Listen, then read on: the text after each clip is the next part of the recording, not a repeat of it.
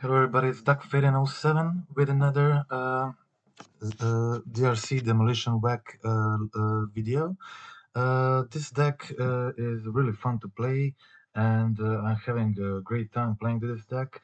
And this is part 2. Recently I made a video like a week ago of this list. This is updated list. Uh, I really like this version of the list because it's playing Dragon Ray Channeler, and this deck is playing a huge amount of these non-creature spells that are very cheap, cost 1-2 mana, and your opponent is usually forced to use the removal on the tokens or on bushwhackers or whatever, and they will quickly use their removal. And even if you play Channeler on turn 1 or more often on turn 2, you will get at least 1 or 2 Surveil triggers. Surveil trigger is really good in this deck. It helps you dig for the Bushwhacker, helps you dig for a Gleeful Demolition or a Burn Spell or an artifact to sack on Gleeful Demolition, whatever. So DRC is just a very spectacular card in this deck.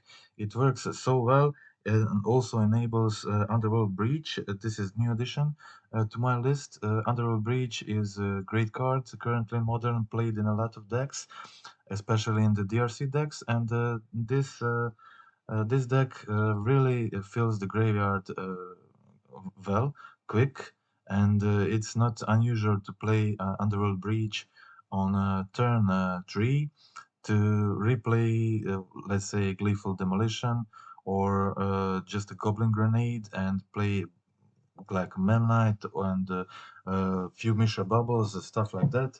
So it's a very good card. You can top deck in the mid game, like on turn 3, 4, 5, 6, whatever, to end the game, to get a replay of your burn spells that can deal really a lot of damage aggressively. So you can also just play a bunch of Mishra Bubbles and or just replay one of your spells plus some number of free spells, and that's it. So other than that, pretty much I give up on Foundry 3 Denizen from the last list. It's the biggest change. Denizen is obviously great. You can play Denizen on turn 1, turn 2, then you can play like Chromatic Star, Gleeful Demolition. Denizen gets +3/+3, hits for 4, it's pretty strong card, like against Amulet Titan, against Tron. That kind of decks that don't play a lot of removal, don't have jumpers, but it's weak against Hammer Time. They will always have Memnite, something like Affinities. They will always have something to trade it with. Or they will just jump it with another 1/1 creature. So I find out it's not really worth it. So instead of Denizen, I added one more Bushwhacker. Uh, I added one more Goblin Grenade and 2 Underworld Breaches, and changed the sideboard a bit. So we have in this version of the deck we have channelers. So we are have better digging options. Um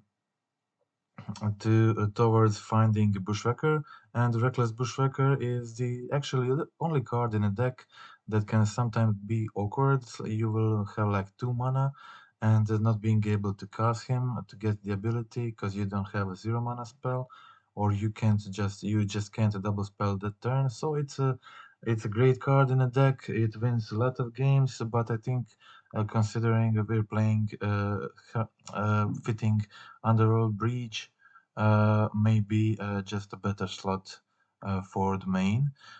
It's not necessary though, but it's a decent addition, and it can win you some games. On the sideboard, a few changes. We have a Pitting Needle. That's the recently I played Chalice of the Void and Thermal Script. You could see in the league that there were at that time there were a lot of rhinos in the leagues. That's why I included the Chalice, and the Thermal Script is just a nice If it's not necessary, you can always play it for 0 mana. 0 mana artifacts are good in this deck. You can play it for 0 mana and then play the Gleeful Demolition on turn 1. Then going turn 2 Goblin Bushwhacker is one of the strongest things this deck is doing. Going for 8 damage on turn 2, it's pretty strong. It can often finish the game on turn 3 later. So Pitting Needle is the most meaningful addition. Here it's mostly for it's good against for the Yagmoth matchup. It's good in Yagmoth matchup. Also, it can be useful in various other matchups like lock piece that can disable some of your opponent's planeswalkers, artifacts, and it can always later, if not necessary, if not needed, be sacked on Gleeful Demolition and Culotta Rebirth. Okay, we have some targeted hate, very targeted hate, like against Creativity, 2 Warwars, 1 Emrakul against Mill because Mill is getting popular right now. So having 1 Emrakul, this deck can often win on turn 3 and turn 4. So having 1 Emrakul can really help raise them. Okay, so they will need to have Graveyard Hate plus the plus Mill against us to beat us because of the Emrakul. That's very, very important. And the mana value of the deck is obviously really low, so 1 Tasha can really demolish this deck. They can actually raise us with Tasha. So I think Emrakul is a good addition here to the sideboard. Okay, we have a 2-2 split between Alpine Moon and Magus of the Moon. Magus of the Moon is often this is a deck looking to win on turn 3 and 4, and Magus of the Moon is sometimes too slow, but it's very good against Amulet Titan, deck which is very popular right now. And Alpine Moon is just a better card in matchups where you need to hate the Urza Saga, and that's why I decided for the 2-2 split between two of those. For Shattering Sprees, it's very important to kill Chalice of the Void in a lot of matchups, and the Hammer Time is obviously very popular. So that's it. That's all the slots.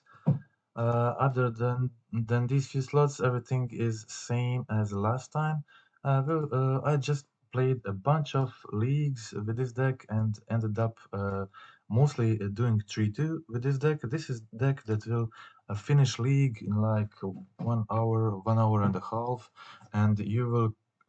I have a feeling that you will consistently get a 3-2 result, so slowly grinding and rarely in the minus, but the leagues play out so fast that you can play a huge amount of games, have fun. So on the match 1, I found a Bushwhacker, but and had the ability to make tokens. So I made 3 Goblin tokens, attack with Memnite, play the Chromatic Star. Obviously, it's a control deck. They have playing Kahira as companion, so I wanted to resolve my Goblin Grenade here, so I played Goblin Bushwhacker.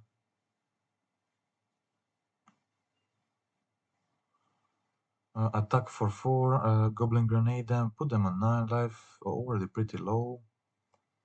They just go Kahira hand, attack for 3, play my Goblin Grenade, put them on 1 life, and put my companion into hand. I saw pretty good situation here. My opponent has the Fire Eyes, but has Kenzen to finish this game. My opponent on 1 life, and that's it. Okay, pretty quick game 1 against Control.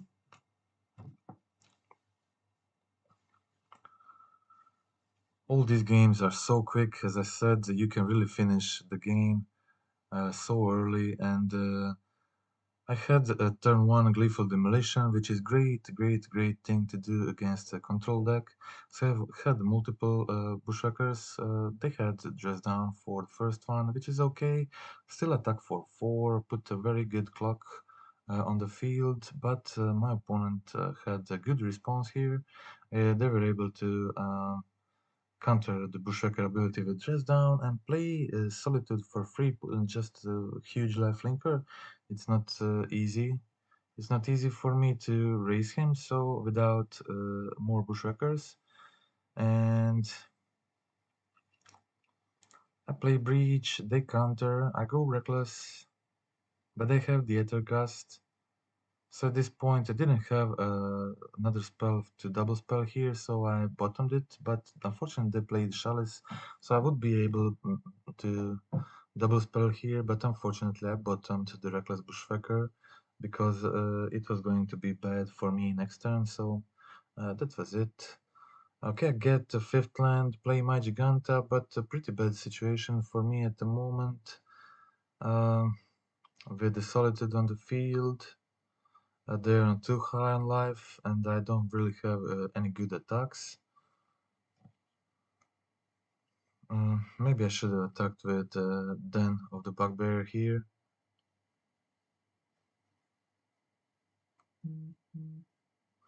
They go Verdict, but I still have stuff to do here, so unfortunately they also have a counter for Demolition, but I still go Memnite, Bushwhacker, attack them for 4, have a Den available for attack next turn, so nothing is lost really. Unfortunately they find another Chalice, which basically locks most of my deck, and they have the blocker. Subtlety is 3-2 right now, so just blocking Memnite to get another token, which is fine, but now they have Kahira, which makes their Subtlety 4-4, able to attack, and with the Chalice on the field, I can't really get out of the situation, because now Subtlety can block my Den of the Bugbear, and they really can't do much. So that was it, lost game 2 to Control, but this matchup is much easier on the play, and it's really hard for them to deal with the white board that Kudota provides. Again, Kudota turn 1 against Control, making 3 tokens. Having the Bushwhacker for a turn 2 is really strong, so they don't really have solutions for this. Okay, they go Subtlety, which is one of the solutions they can have, which is fine. I still put the Bushwhacker on top. I go Channeler, a Reckless Bushwhacker next turn, attack for a lot of damage.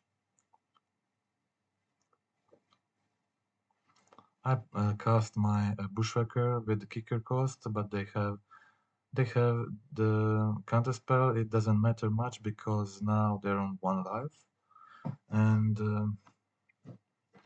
they just draw a card with a dress down and concede. That's it. Okay, so that was game 1 against Control.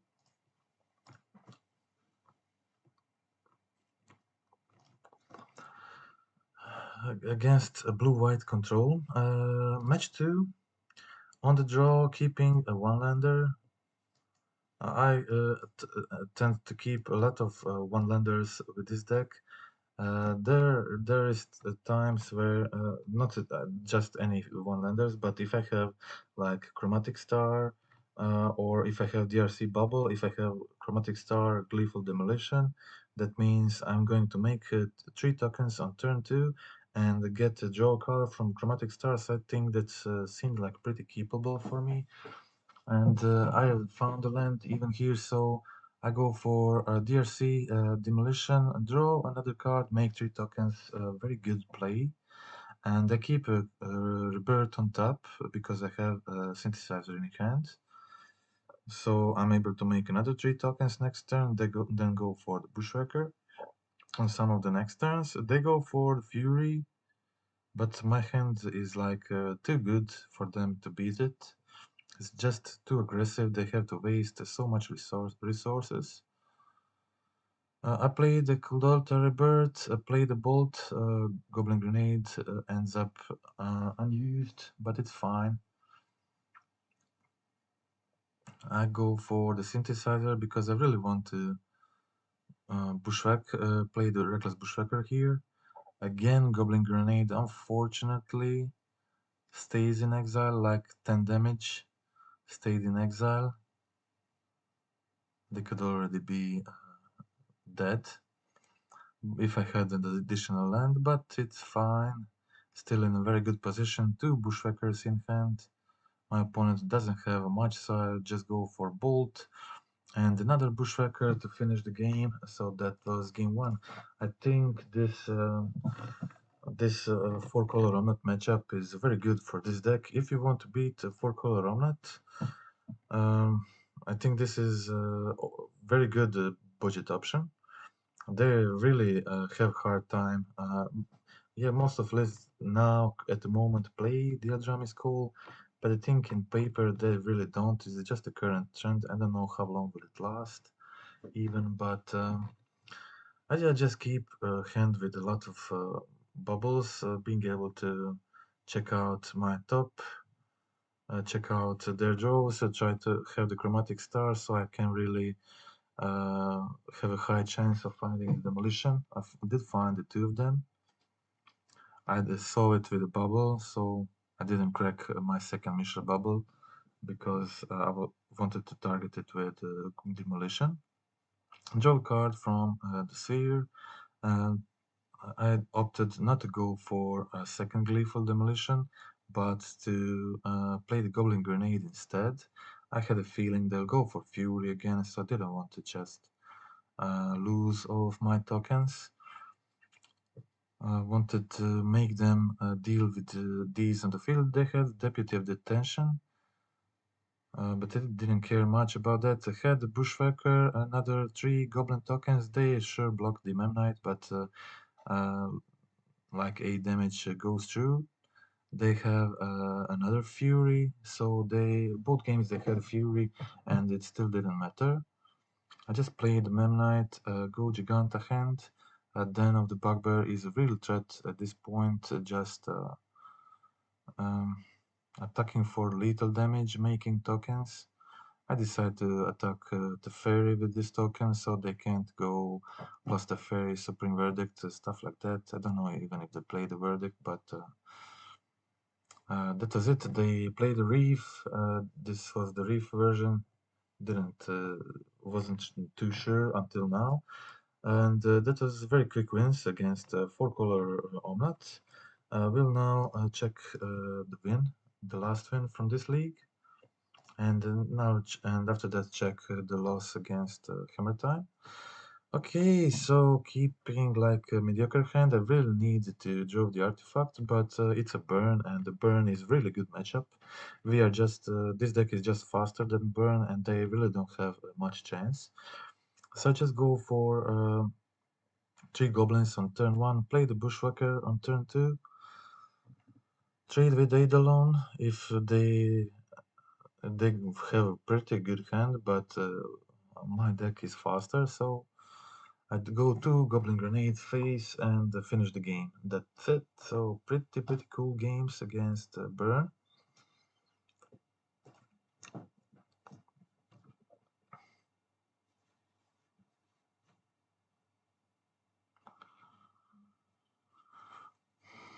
Again, if you don't have a Gleeful Demolition on turn 1, Juggernaut Channeler is the best turn 1 play in this deck.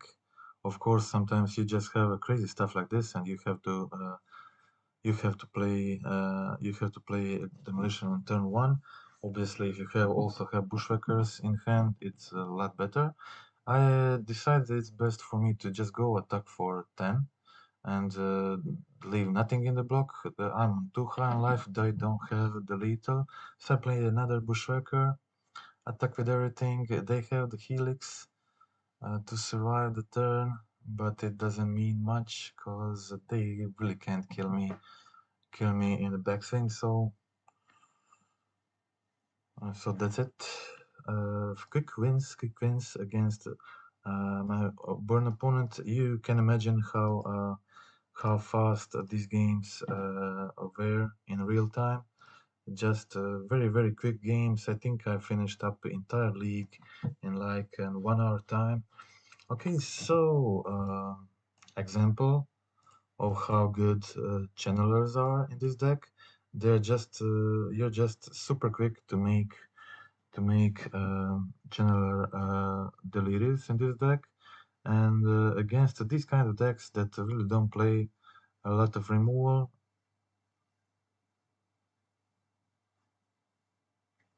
So Hammer Time is okay matchup because we play Gleeful Demolitions in the main, and we can very easily kill their hammers, but sometimes they just have too much. I decided to pay the tax for the Sentinel last turn and just kill the Paladin. I was able to check the top of the library, and they had another Paladin, but two channelers were pretty good. They had 0 cards in hand because they mulligan on 5. My only thing I wanted to do here is just Goblin Grenade, Pure Steel Paladin, so they don't top deck the hammer or something like that. And I just had the lethal next turn with grenades and channelers anyway, so that was it. Okay, that was game 1. Started win against Hammer Time, started very promising, but I think I just didn't have, I really didn't have luck in game 2. I basically just had a very good hand, had everything, response to everything, had 2 Gleeful Demolitions, had 2 bolts, Alpine Moon, they found Kadra here, so I really needed to kill the Stone Forge, didn't have a option. And I was able to kill the other saga, so still in a decent position. I'm just in an okay position right now, even with being on 1 mana all these turns. If I just top deck 1 land next turn, I can really start doing some stuff with another Gleeful Demolition in hand. But I just didn't have luck to draw a land, as you can see. I needed to kill Stoneforge again because they had the Cauldron in hand. So still searching for that land, can't find it. Incredible, 6 cards in hand while my opponent is attacking me with 4/4 construct. I play the synthesizer, can't find the land, play the bubble, can't find the land. I searched top 15 cards right now for the second land, which is pretty amazing to not being able to find. I really don't need a lot of them, I just need kind of one. And then if I get land, I will be able to play this Shattering Spree, all this stuff. My opponent finds lethal on with the Blacksmith skill, and I was stuck on one land with went through 17 cards from my library, so I think it was really unfortunate. And it was time to start the game 3, but I was kind of frustrated from the last game, so I had to mulligan here, and again had to. I think going on 5 is just not good enough, and again I was stuck on land. I wasn't able to play my DRC. I think that was defining, and I did find a land this time with the synthesizer. I did find it. I played the rebirth, get the bolt, but I was now in a bad situation because my opponent really just needed a creature. They already have 1 hammer. They can really get another one fast. So they find the Ornithopter here, and it's pretty bad situation for me because I just exiled the Shattering Spree from the top of my deck. I don't have response for their hammers, and I just go for the attack. They have the double hammer. There's nothing I could do here, and They have a 2020 Ornithopter next turn, Shadow Spear from the hand, ends the game, and that's it. Okay, that was all the games. I'm in a bit of hurry, so I'm gonna end with the video right here. I think this deck is pretty solid. It's a very hot budget option to play in the modern right now, but it's not just so much budget option, but it's really also a powerful deck that can win very fast, as you could see in this video, against certain strategies, especially those slower ones with the point removal. They just can't deal with all this whiteboard of goblin tokens getting +1/+1. And I think DRC is like really crazy good card in this deck. And I think just don't think I saw the other lists and not playing really this card, and I did DRC from the moment I brewed my list. DRC was like the reason to play the deck because it functioned so well. Of course, sometimes your hand is too brutal to use the channeler's ability a lot, but it helps you. It's a very cheap option that helps you find the bushwhackers, find the gleeful demolition, find the grenades, bolts, and this really is a deck that is just looking to find one good card at the point of time to be able to win a game, and DRC is just doing just that for this deck.